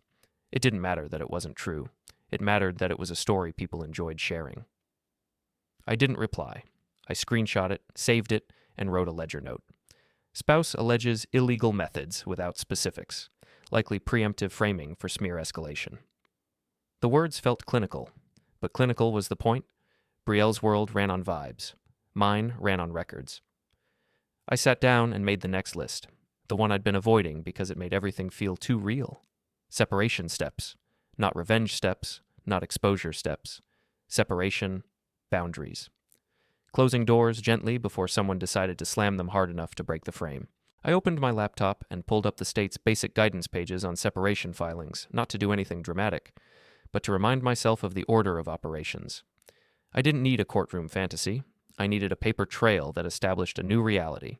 2 adults disentangling finances and address usage, with documented reasons. Every step I took had to be defensible as normal self-protection, not aggression. The moment I looked aggressive, Brielle would weaponize it. I drafted a short email to my attorney, the same attorney who had helped me once with a benign contract dispute for a client referral. I kept it simple. Need consult RE, separation, and financial boundary steps. Potential unauthorized recurring charges tied to shared household address. Also coordinated harassment post online. Documentation available. I attached nothing yet. Just enough to schedule a call, just enough to frame the matter as civil risk and documentation. I sent it and logged it. Then I turned to the address audit because Mara's email line had been ringing in my head. She didn't want her name tied to my address anymore. That meant names had been tied. That meant my address could be sitting under multiple registrations somewhere, quietly turning my home into a mailbox for someone else's scheme. Again, no hacks, no deep dives into private databases. Just lawful, household-level checks. I made a list of what I could verify from my side. Mail and packages arriving with unknown names, credit monitoring alerts, business registration notices that might come via mail, bank correspondence about new accounts, and any subscription confirmations routed through my email. I set up mail scanning through the building's existing parcel system if available, and I updated my own credit monitoring settings to increase alert sensitivity. If someone tried to open anything in my name, I wanted the earliest possible ping. I also wrote one neutral request to Leona, the first message I'd initiated beyond writing only, and it was structured like a business email, not a personal plea. I asked her to provide, in writing, a list of any services or subscriptions she had opened using my card or our address, so they could be properly transferred or canceled as part of separation. I didn't accuse her of theft. I framed it as administrative cleanup. I knew she wouldn't answer honestly, but the request itself mattered. It established that I sought resolution through normal channels. It made her refusal, if it came, part of the record. Her response arrived fast, too fast to be thoughtful. She called the request abusive. She said she didn't owe me anything. She said I was trying to trap her. She said Brielle told her not to put anything in writing. That last sentence made my jaw tighten, not because it surprised me, but because it was so clean. Brielle told her. Not my friends think, not I feel, but Brielle told her. A manager's voice. A controller's voice. Leona wasn't leading. She was being led. I saved the message. Then I printed it. Printing felt like a small act of defiance, not against Leona, but against the slippery nature of digital lies. When you print something, you're telling yourself you're not going to let it evaporate. By evening, I had 3 paper piles on the table: financial proof, alerts, invoices, confirmations, harassment proof, posts, tags, burner threat, and communication proof. Leona's texts about fear, about illegal methods, about refusing to document anything. It wasn't enough to win anything yet. It was enough to establish a pattern that any neutral person could understand: public humiliation, followed by unexplained charges and coordinated narrative pressure. I ate dinner without tasting it. I kept checking the window as if I expected Brielle herself to appear on the street below, filming. I hated that thought, because it meant the smear had already crawled under my skin, but I also knew denial would make it worse. So I acknowledged the fear, then returned to the work. Around 9, my attorney replied with a time slot for the next morning. The email was brief and professional. I felt my shoulders loosen slightly. Process was taking shape. Process meant the situation could be contained in forms, in timelines, in agreed steps, instead of exploding into uncontrolled scenes. Then another message arrived, this time not from Leona, not from HR, not from a friend. It was from Noah. He wrote that someone had contacted him indirectly through a professional network message, asking vague questions about me. Not direct accusations, he said, but the kind of casual inquiry that smells like groundwork. Is he stable? Is he difficult? Would you trust him? Noah didn't answer them. He forwarded the message to me with a short note. They're probing. I stared at the screen until my eyes burned. Probing meant Brielle's circle wasn't content with keeping the smear inside their lifestyle bubble. They were looking for a bridge into my professional world. They weren't trying to ruin me for fun now. They were trying to create leverage. If they could make my work doubt me, they could pressure me into silence. They could say, back off, or we keep pushing. I saved the forwarded message. I added it to the packet. Then I wrote a short update to HR with the attachment, calm and factual. Additional probe message received via professional network, forwarded by colleague, adding to case file. I didn't ask them to do something, I just kept the record growing, so that if the probe turned into an attack, it would land on a prepared surface. Leona called at 10:30. I didn't pick up. A minute later, she left a voice note. I didn't open it. Voice notes are emotional weapons because they feel intimate, and intimacy makes you forget rules. I saved it without listening, labeled it, and decided it would be reviewed only with counsel, if at all. At midnight, the building's hallway camera notification chimed on my phone, the standard system the building used for deliveries and visitor logs. It wasn't an alarm, it was just a normal ping, motion near my door. I opened the feed, expecting maybe a neighbor or a package. Instead, the camera showed Leona standing outside, hair pulled back, phone in her hand, Brielle beside her in that white blazer like she was on her way to a meeting instead of a confrontation. 2 other women hovered behind them, faces half hidden, as if they'd come to witness something they could later describe as trauma. Leona pressed the doorbell once, then twice. She wasn't crying. She looked rehearsed. Brielle leaned close to her and said something I couldn't hear. Then Leona raised her phone slightly, angling it toward the door, toward the camera, toward the story they were trying to create. I didn't move. I didn't go to the door. I didn't speak through it. I stayed seated at the kitchen table, staring at the live feed, feeling the strange calm of recognition. This was the hallway scene they'd wanted yesterday. They'd come back with the right cast. They'd come back with Brielle physically present, because Brielle couldn't control the outcome from a distance anymore. They needed me to react. They needed me to play the villain in their clip. Leona knocked, harder this time. Brielle smiled at the camera in a way that made my skin crawl, like she knew exactly where the lens was and exactly how the footage would look later. Then she pulled out an envelope from her blazer, held it up to the camera, and tapped it twice with a manicured finger, as if presenting a prop in a show. I zoomed in on the feed, pulse steady, and saw my name printed on the front of the envelope in clean typed letters. And in the top left corner, as the camera sharpened, I saw the return address line. It was my address. I kept the camera feed open and didn't blink, because the moment you look away is the moment your imagination fills in what you missed, and imagination is exactly what Brielle traded in. The envelope sat in her hand like a trophy, my name printed cleanly, and the return address line showing my own address was the kind of insult that didn't need a caption. It was a message. We can use your home however we want, even to mail you threats that look like they came from you. It was the same tactic as the subscriptions and the billing anchors, just elevated into something more theatrical. Fraud with stage lighting. Leona knocked again, harder. The peephole camera caught the bounce of her wrist as she did it, the small jitter of adrenaline that made her look less confident than she'd tried to be on the rooftop. Brielle leaned in, close enough that her reflection overlapped Leona's in the glass, and she spoke in a low voice, lips barely moving. I couldn't hear the words, but I didn't need to. I knew what she was coaching. Keep knocking, keep filming, provoke a response, get a clip. If Ethan doesn't open, call him cold. If he opens angry, call him dangerous. If he opens calm, force him to explain himself. Every outcome gave them something. I didn't give them anything. I did what I'd been doing since the rooftop. I made the moment boring, and I preserved it. I started a screen recording of the live feed, capturing the timestamp in the corner and the building's interface that proved it was my system, my account, my view. I recorded as Leona lifted her phone, angling it toward the door, as if she wanted to film my silence as evidence. I recorded as Brielle tapped the envelope again, then held it flat to show my name and the return line. Then Brielle gestured to one of the women behind them, who pulled out her own phone and began filming from a different angle. They weren't just trying to confront me, they were producing. Leona said something, a loud phrase designed to carry through the door, and even though the audio was muffled, I caught enough to recognize the shape. She was telling me to open up, to be an adult, to stop hiding. Brielle's smile widened slightly. She wanted it to look like I was trapped, like I was afraid, like I'd done something that made me too guilty to face them. I didn't move. I let them keep knocking into silence until the knocking stopped being righteous and started being awkward. You could see it in their body language. Leona shifted her weight. One of the women behind her looked down the hallway as if she suddenly remembered neighbors existed. Brielle's eyes flicked toward the ceiling camera, then back to the door, calculating. She tapped the envelope one more time, then slid it under the door with a slow, deliberate motion, like a lawyer serving papers, like she was trying to make the act feel official.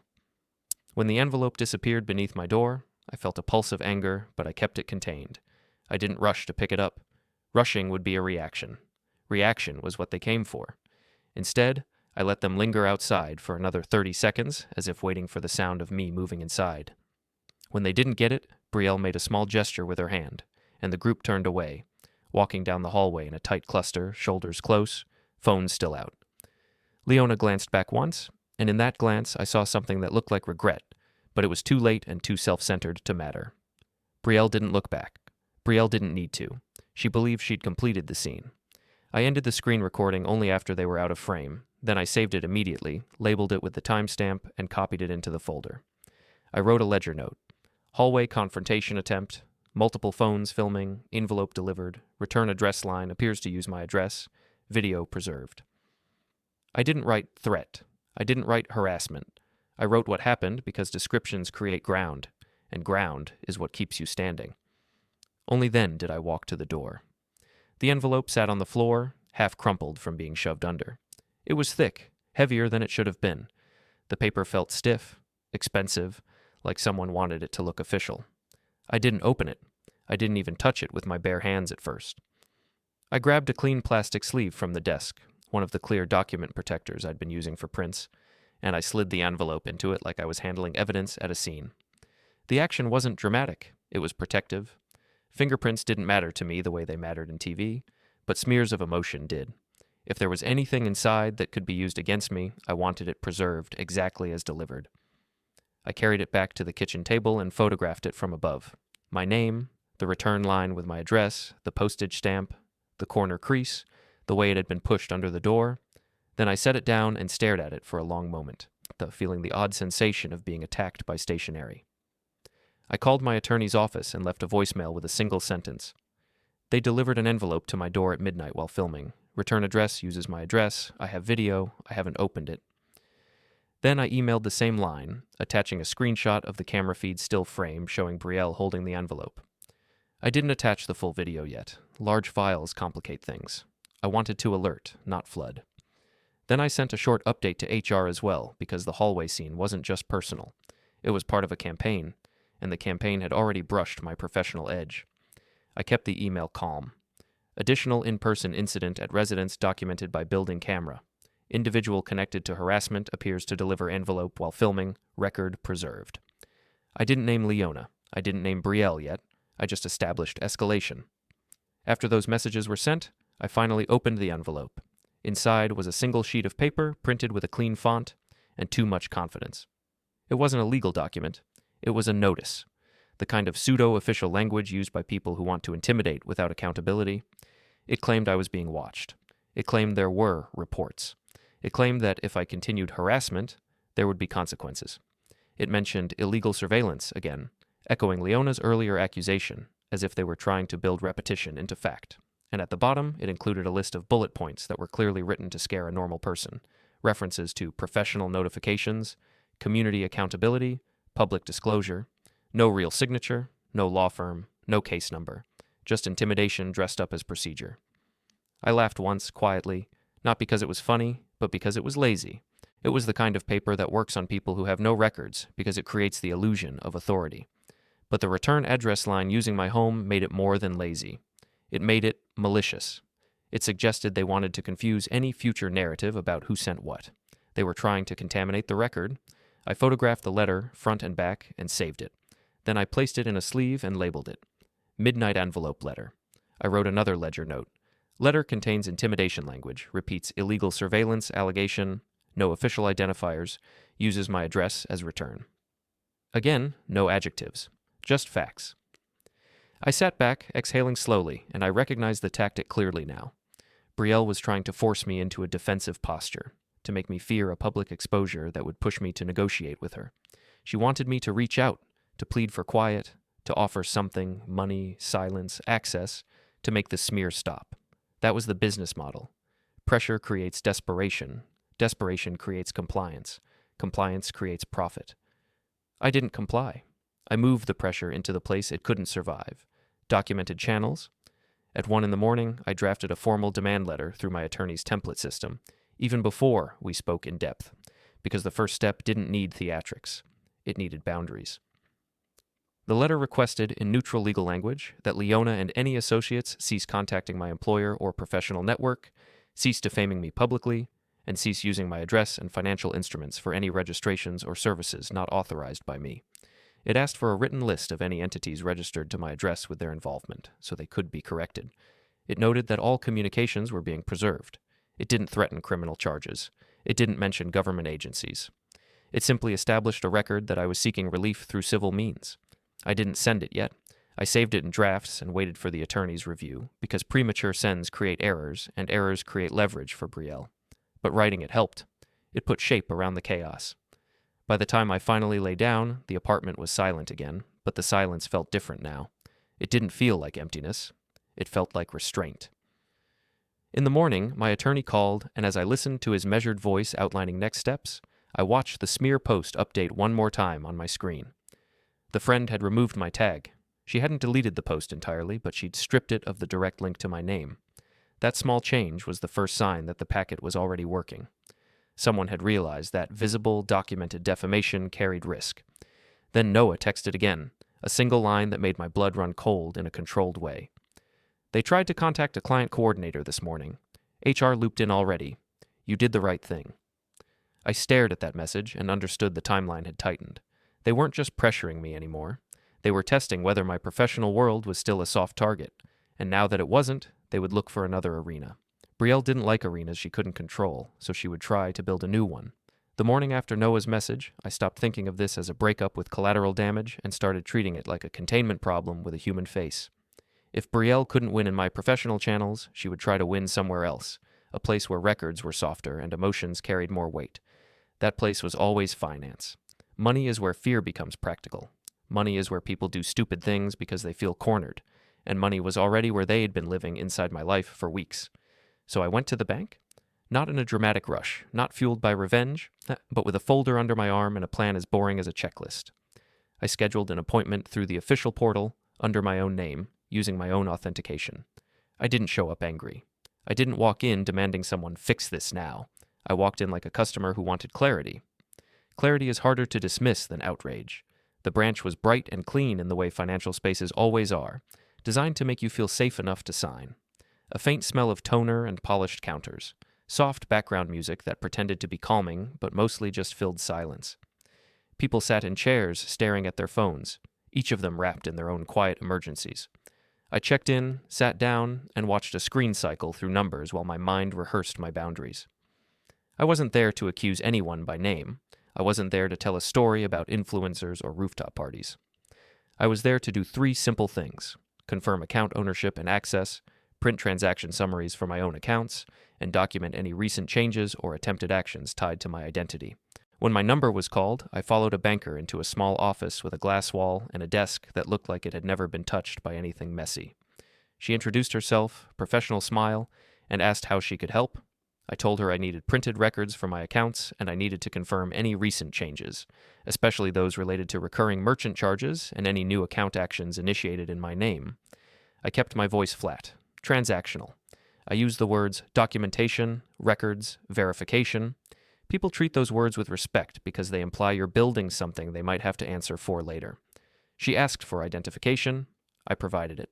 She confirmed my account profile on her screen and began scrolling, and I watched her eyes as she read.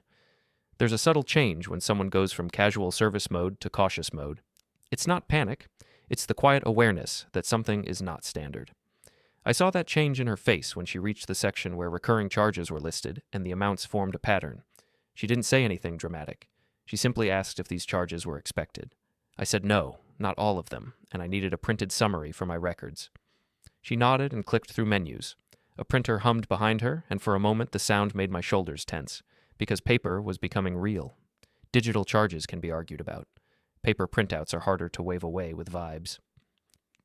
The banker placed the first page on the desk, angled toward me, and I read it slowly. Not because I couldn't read fast, but because this was a moment where impatience could make me miss a detail that would matter later. The summary showed merchant names, dates, amounts, and the source account. It confirmed what I'd already seen in the app, but seeing it in this context did something to my brain. It removed the last excuse. It removed the last possibility that I had misread an alert. It made the theft feel like a mechanical fact rather than a personal betrayal. That was both colder and easier to handle. I asked for a longer range. Not years, just enough to show the pattern forming. She printed a second page, then a third. I placed them in my folder in order, using the same system I'd been using at home. The banker asked if I wanted to dispute the charges. I told her I wasn't disputing yet.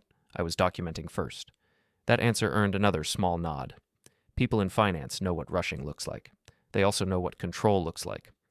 Then I asked about recent changes to my account profile. Address updates, contact updates, linked emails, any new devices flagged, any new authorized users.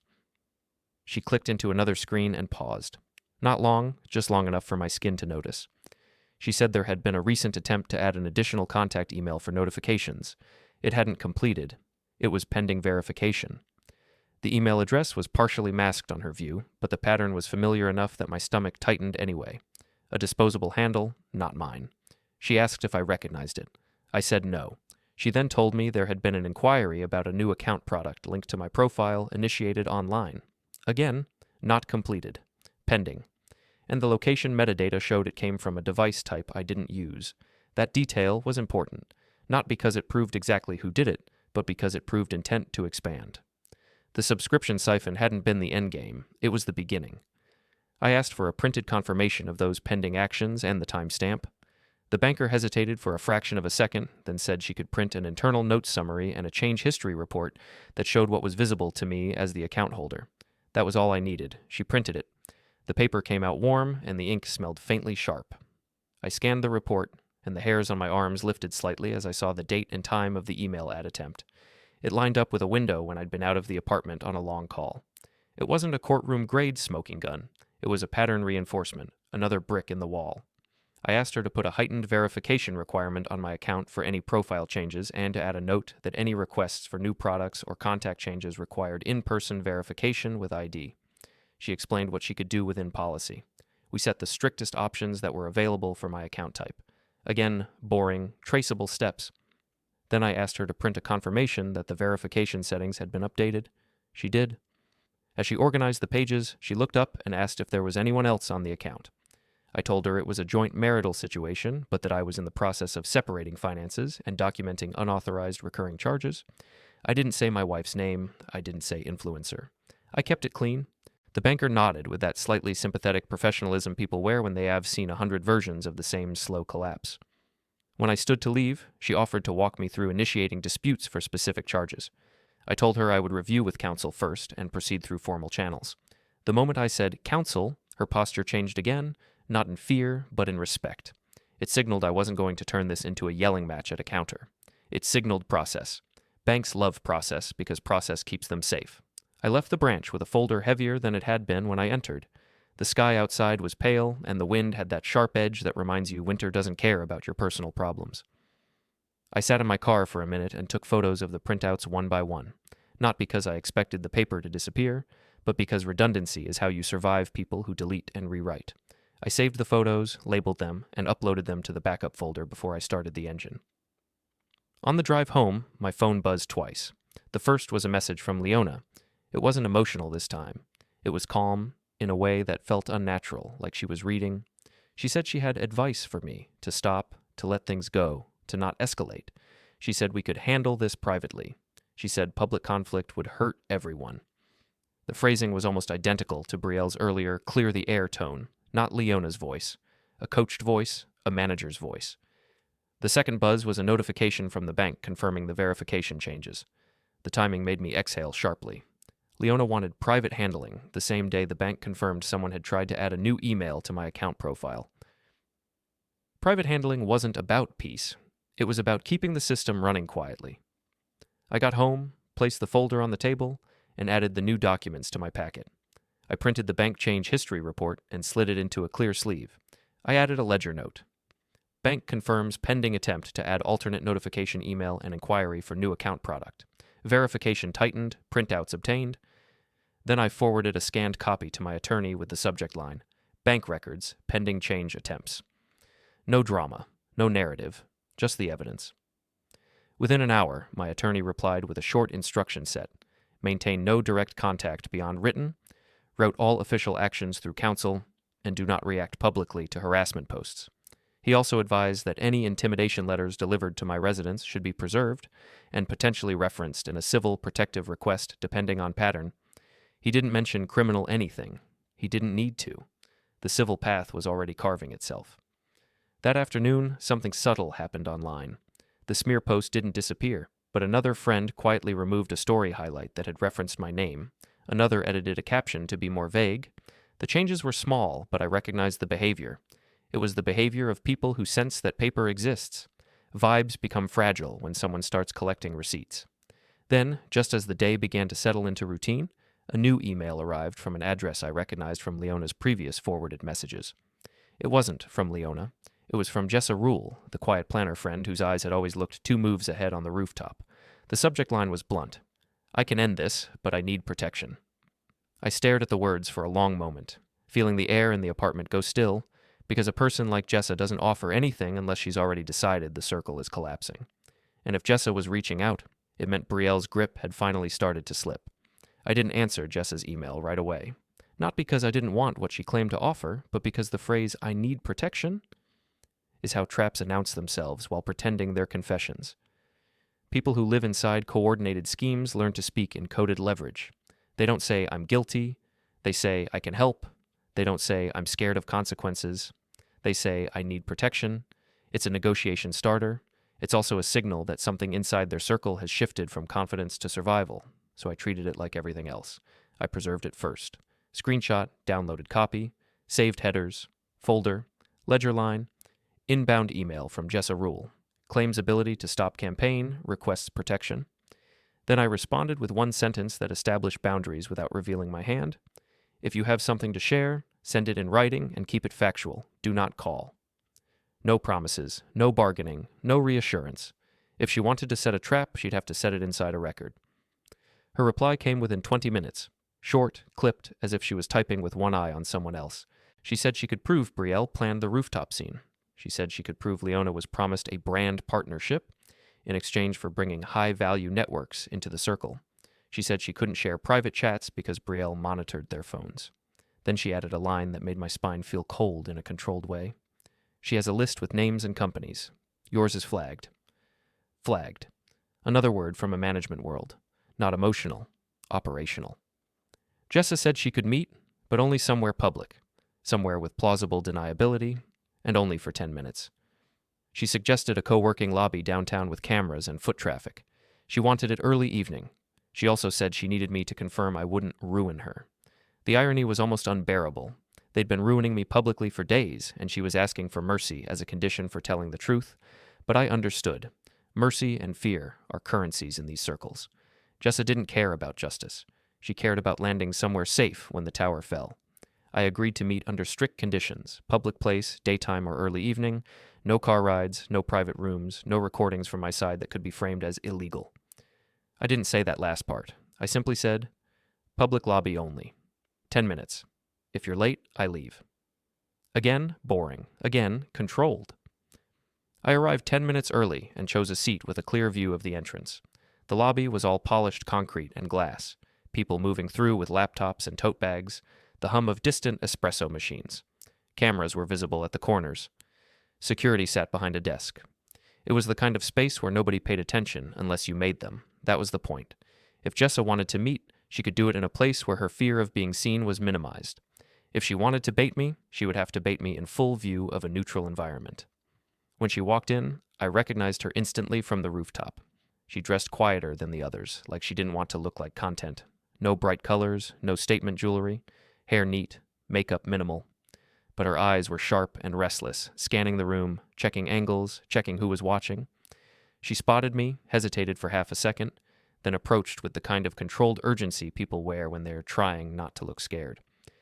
She didn't sit immediately. She stood beside the chair as if ready to bolt, then finally lowered herself, posture stiff. She didn't order anything. She didn't do small talk. She leaned in slightly and spoke in a low voice, careful and fast.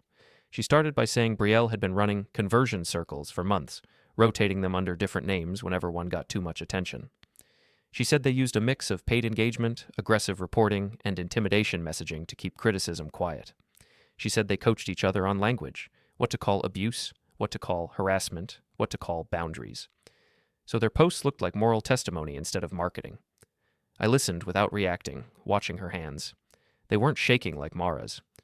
Jessa's fear was colder, controlled. That made her more dangerous, but it also made her more useful because she understood details. She said the rooftop breakup wasn't spontaneous. Brielle had drafted talking points earlier that day in a shared planning note they used for events. She said Leona had panicked beforehand, worried she'd look cruel, and Brielle had reassured her by framing it as empowerment. If he reacts, you're justified. If he doesn't, he's cold, which is also justified. Jessa's mouth tightened as she spoke that line, like even she felt the ugliness of its efficiency. Then she added the piece that turned my stomach. Brielle had told them to raise their phones before Leona spoke to make sure the moment was captured, because we need proof of his energy. Proof of his energy. It was the perfect phrase for a scheme like this. Vague enough to sound spiritual, concrete enough to be repeated as justification. I asked my first question, calm and narrow. What did they want from me? Jessa exhaled slowly through her nose, eyes flicking once toward the camera dome above the security desk, then back to me. She said Brielle wanted names, company lists, contacts, warm leads. She said Leona had bragged about my corporate work connections and framed me as a resource who didn't realize he was a resource. She said the promised brand partnership wasn't really a partnership. It was an incentive. If Leona brought enough high-trust people into Brielle's funnel, Brielle would elevate Leona publicly and make her the face of a new program. And in exchange, Leona would cut me off publicly, label me unstable if needed, and create a story that discouraged me from speaking. I felt something hard settle behind my ribs, not heartbreak, but a kind of clean disgust. Not because Leona had been tempted by status, I already knew that about her, but because she had agreed to weaponize my existence to pay for it. I asked my second question. Can you prove it? Jessa's gaze flicked down to her bag. She didn't pull out a phone. She didn't pull out printed chats. Instead, she pulled out something smarter and safer for her. A calendar export sheet. 1 page, dates and times, titles. The kind of calendar layout people print when they want to show coordination without revealing private messages. She slid it across the table quickly, covering part of it with her hand, then moved her hand away as if she couldn't stand touching it. The page showed a cluster of scheduled items around the rooftop night. Rooftop, content, script review, posting window, engagement push, report brigades, and a smaller line that made my eyes narrow. Ethan reaction capture. The names weren't all visible, the participants weren't listed, but the titles alone were an accidental confession of intent. Normal social plans don't include reaction capture. Normal breakups don't have posting windows. I didn't touch the paper yet. I asked if I could photograph it. Jessa's eyes widened with immediate panic, and she whispered that Brielle checked their phone galleries sometimes, and if she got caught sharing anything, she would be crushed. She said she needed it to remain deniable. She said she could let me read it, but not record it. I nodded and read it quickly, committing the key lines to memory. Then I pushed it back to her without forcing the issue. Forcing it would turn her into an enemy, and I didn't need more enemies. I needed more cracks. I asked one more question, the one that mattered to the civil path. Why are you telling me now? Jessa swallowed, and for the first time, the controlled mask slipped. She said subpoenas were coming, not official ones yet, but threats of them. She said one of Brielle's vendors had sent a warning about payment disputes and compliance. She said someone inside their circle had quietly contacted a lawyer. She said Brielle was starting to blame people for the risk, and in Brielle's world, blame always rolls downhill. Jessa didn't want to be downhill. Then she said the line that clarified everything. Leona thinks she's going to be the exception. She's not. That line hit me like a cold wind, because it wasn't emotional, it was true. Leona believed the partnership promise made her special. She believed she could step on me and still be held above the mess. But Brielle didn't protect people. Brielle used them until they became liabilities, then she dropped them with the same calm smile she'd worn in the hallway outside my door. Jessa said she could get one more thing for me if I promised not to name her publicly. She said she could get the vendor list that tied my address to registrations. She said she couldn't send it from her own accounts. She said she'd find a way to make it appear accidentally. Then she asked again for protection, meaning silence, meaning discretion.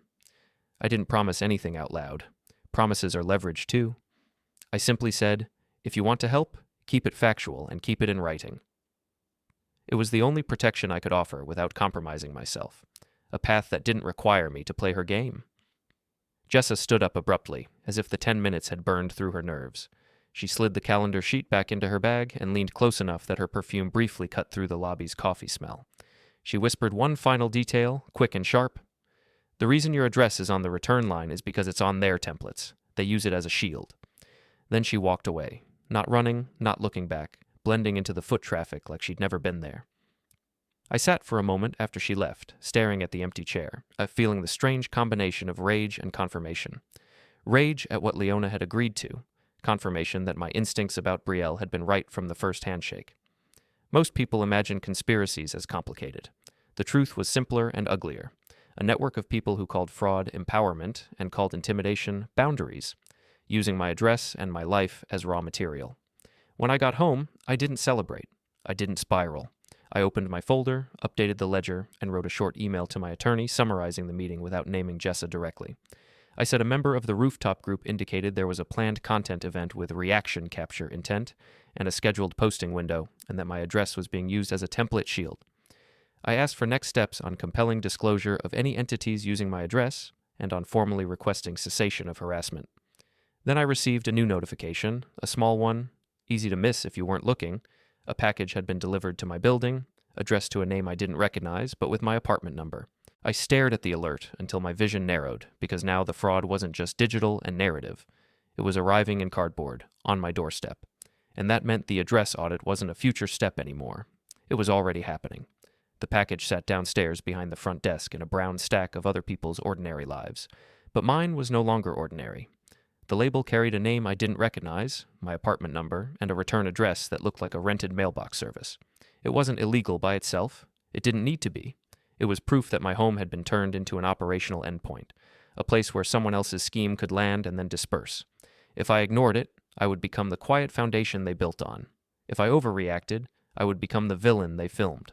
The only safe move was the same move I'd been making since the rooftop: preserve, document, escalate through legitimate channels, and refuse to enter their theater.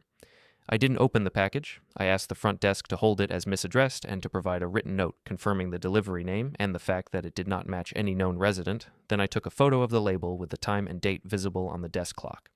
Back upstairs, I added it to the address audit section and forwarded the summary to my attorney with the bank change history report attached. That combination mattered. A pending attempt to add a disposable email to my account profile, a package delivered under an unknown name to my unit, and a referral line tying my card charges to an influencer management entity. None of those facts needed a courtroom to be real. They simply needed to be placed side by side. My attorney moved fast in the only way that counts. He made the situation boring to everyone except the people who relied on chaos. He drafted a formal notice to Leona that established separation boundaries, demanded a list of any subscriptions or entities tied to my address created with her involvement, and required all communications to be routed through counsel. He also prepared a request for a temporary civil order limiting harassment and third-party contact with my employer based on documented posts, tags, burner intimidation, and the midnight hallway incident. Nothing sensational, nothing criminal, just the kind of paperwork that forces people to understand they can't keep improvising without consequences. Leona reacted exactly the way she always did when the stage lights turned toward her. She tried to move the argument back into emotion, calling it cruel, calling it controlling, calling it punishment. Then she pivoted into bargaining, suddenly offering to talk privately, suddenly implying she could make the online noise stop if I stopped escalating. The timing of that pivot told me everything. She hadn't been scared of me, she'd been scared of records. The circle began to wobble as soon as they realized I wasn't going to step into their lane. The loud friends post stayed up, but it became vaguer and quieter, like a wound covered with makeup. The tags disappeared, comments stayed off. 2-story highlights vanished entirely. The burner messages stopped. Not because they'd grown a conscience, but because the cost of continuing had started to rise. In networks like this, courage is always calculated, and my documentation had changed the math. Then the invitation arrived. It came from the same rooftop post, framed as a closure night, a soft attempt to reassemble the group in a controlled arena. Leona forwarded it without a message, as if the invitation itself were a hint that the story could still be rewritten if I agreed to show up and play my part. She wanted me present in front of witnesses again because she believed public scenes could still save her. She didn't understand that the rooftop was no longer a stage to me. It was a ledger location. I told my attorney about the invitation. He advised what I already intended. If I went, it would not be to argue or expose in a way that looked like revenge. It would be to end the harassment cycle by placing documentation into neutral hands and making the group feel, all at once, what it means when paper replaces performance. He also reminded me of the line I'd been walking. No threats, no confrontation, no accusations shouted into phones, just structured evidence presented through legitimate channels. So I prepared. I printed the packet into clean sections, bank alert summaries and printed transaction pages, subscription confirmations with referral identifiers, screenshots of the smear and subsequent edits, the burner intimidation message, the hallway camera stills and screen recording timestamps, and the request I'd made for administrative disclosure that Leona refused in writing. I included the unknown name package label photos and the front desk note. Everything was labeled with dates. Everything was in clear sleeves. The bundle didn't read like anger. It read like a timeline. On the night of the closure gathering, I arrived early with a sealed binder and a box of thin paper packets. The rooftop looked the same as it had when Leona ended our marriage for applause. Glass railings, heat lamps, the skyline shimmering like a promise. But the feeling was different. The first time, they'd been confident because they believed I'd be emotional. This time, I was calm because I was procedural. Wind pressed against my coat, and the city lights reflected in the glass like a million watching eyes, but I didn't feel watched. I felt anchored. Before the main group came out, I spoke briefly with the host manager, a neutral figure whose only job was to keep the evening from becoming chaos. I didn't tell him a dramatic story. I said there had been ongoing harassment and fraudulent use of my address and payment methods connected to attendees, that I had documentation, and that I needed a neutral handoff recorded for my records. He hesitated, then looked at the sealed binder, then at my posture, and nodded in the cautious way people nod when they recognize professionalism. He agreed to accept the sealed binder and to note receipt in a simple email afterward. Boring. Official. Clean. Then I did the thing that ended their advantage without raising my voice. I placed a thin packet on every chair. Not a threat, not a manifesto, just the first page of the timeline and a list of attachments included in the sealed binder, with dates and categories. Each packet looked like the kind of material you might receive in a meeting that could have consequences. They had expected a scene. They received paper. When Leona and her circle stepped onto the terrace, their energy shifted instantly. It wasn't panic at first. It was confusion. They looked at the chairs, and then at me, and then at each other, trying to decide whether this was content or danger. Their phones rose by reflex, then lowered again as they realized filming paper didn't give them a villain. Brielle arrived in the white blazer, eyes snapping across the setup like a manager walking into a venue that had been booked wrong. She saw the packets and froze for the smallest fraction of a second, and in that pause I saw the only emotion she couldn't edit: fear of accountability. Leona tried to speak, tried to shape the moment the way she'd shaped the breakup, but the host manager stepped forward and announced calmly that there would be no filming inside the event space and that anything resembling harassment would end the gathering immediately. The rule wasn't about morality, it was about liability. And liability is the one language Brielle respected. I didn't argue. I didn't accuse.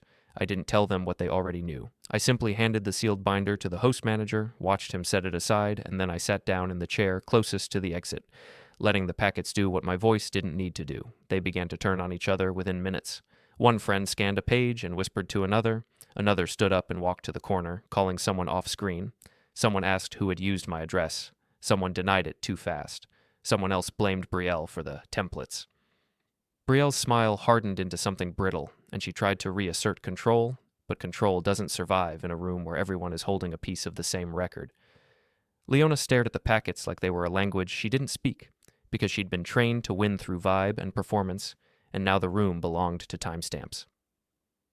I left before it could become a shouting match, because leaving was still my greatest refusal. On my way out, the host manager sent a quick email from his phone confirming receipt of the sealed binder. I saved it and forwarded it to my attorney and HR without comment. The story didn't need my narration anymore. It had paperwork. In the weeks that followed, the smear quieted and then disappeared into the same oblivion where most online cruelty goes when it stops being profitable. My bank account stayed locked behind stricter verification. My address audit produced corrections through administrative steps guided by counsel. The civil separation moved forward on documented terms, and the financial bleed stopped. Leona didn't go to prison. She didn't need to. She lost what she'd been chasing, the illusion of status without consequence. The brand partnership evaporated as Brielle's network shrank under scrutiny and risk. Friends who had laughed together stopped appearing together, and the version of me they wanted to manufacture, the unstable villain, never took hold in the places that mattered because I never gave them the clip. Months later, when a Fortune 500 executive asked me how I stayed calm while my life was being rewritten in public, I gave the only answer that was true. I didn't fight their story with my story, I fought it with their records.